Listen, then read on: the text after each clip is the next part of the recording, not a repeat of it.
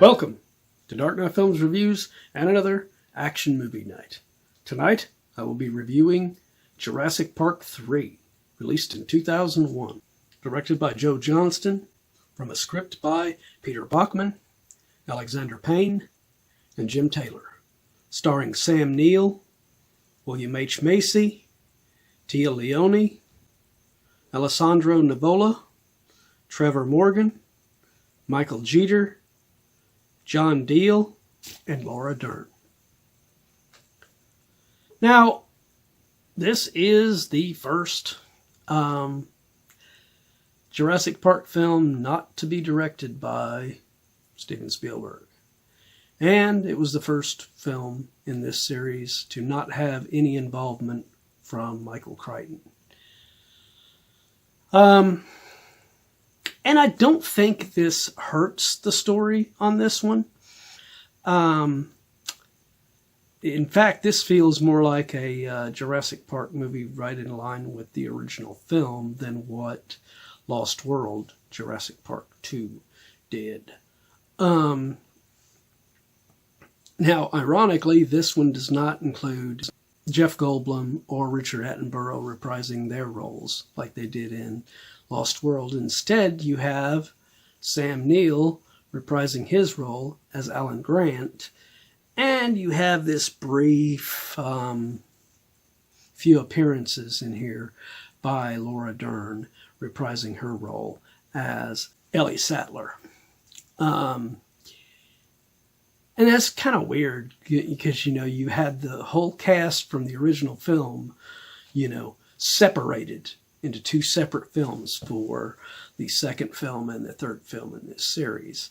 But like I said, I think this one is the better out of the two sequels. If you watch my review of the second film, you'll know that I had issues with that film, with the story. This one, it is a little clunky on the way that they get Sam Neill to go to the island. And this is the island that Jeff Goldblum was at in the previous film and not going back to the original Jurassic Park island. So he's tricked by William H. Macy and Tia Leoni's Paul and Amanda Kirby.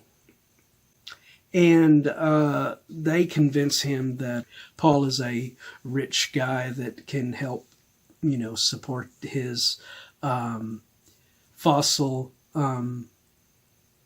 research that he's doing and everything, and put money toward his expeditions and stuff like this. And they're just wanting to fly over that island so that he can help them identify some of the creatures and everything and stuff. But of course, they are lying to him, and the reason they're wanting him to go there is they think he has been to that island before. They think that that's the same island that he was at in the original film, which he is detailed in a book now. And so it just shows they don't pay attention to details to know that that's a different island. That was an island. If you wanted to go to that island and needed somebody to take you there, you needed to go to Jeff Goldblum's character of Malcolm, But they end up going to Alan Grant instead.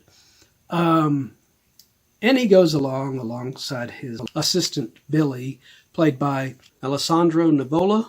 And I actually liked the character of Billy Brennan in here. The character does do something that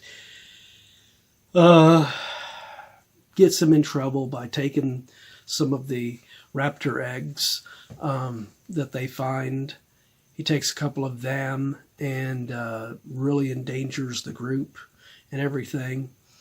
But, and even though they tricked him into coming there to begin with, I think Paul and Amanda are even though they're annoying when you first get to know them, because, you know, they have tricked him. They've done this terrible thing to him. They've lied to him. They've got him here under false pretenses and everything. They are a divorced couple, and they are there looking for their son, Eric, played by Trevor Morgan, who was there with Amanda's boyfriend. Now, they find out that, spoiler alert, if you have not seen this film, go see it and then come back and watch my review. But they do find out that, yeah, the boyfriend's dead. So it doesn't leave much hope for the boy. But it turns out Eric is a resourceful little shit, and he did survive on this island filled with dinosaurs. And I really liked his character, too. I liked Eric. And you really begin to like Paul and Amanda as characters. It really helps that they're played by William H. Macy and Tia Leoni.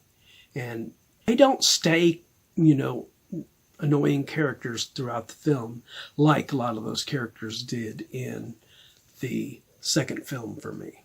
And that was the reason I kind of did not like elements of Lost World, Jurassic Park II. So,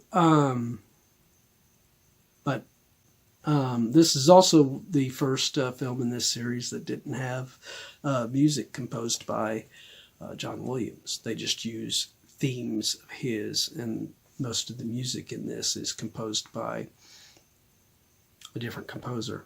But I don't think that hurts this film. Like I said, I think this is a much better film than Lost World Jurassic Park II was, even though that one was directed by Spielberg. This one, Joe Johnston does a really good job directing this.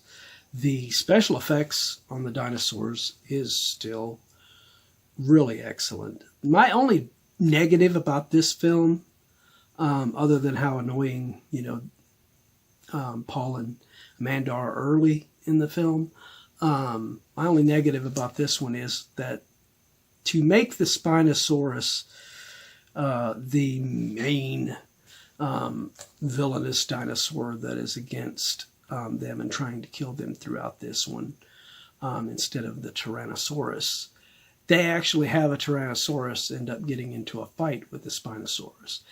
And what could have been a really cool battle, and I wouldn't have minded the T-Rex dying against it, but this thing just immediately, you know, just kills the T-Rex real easily. And I was like, you did not have to do that. You could have made it badass enough to defeat the T-Rex, but don't make the T-Rex look like a little bitch in that scene. So that was my only negative about the introduction to the Spinosaurus. I mean, I liked that dinosaur throughout this, and I thought it was pretty cool.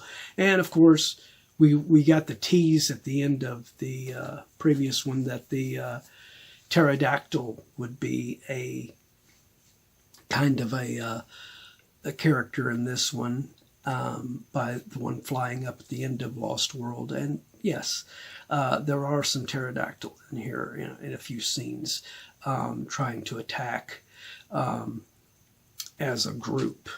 And that was a pretty interesting scene in here. I enjoyed that sequence. And like I said, the assistant, Billy, in that scene, that's where he really steps it up and really made me really like him as a character, because he ends up saving Eric in the scene, and is a very, very heroic manner.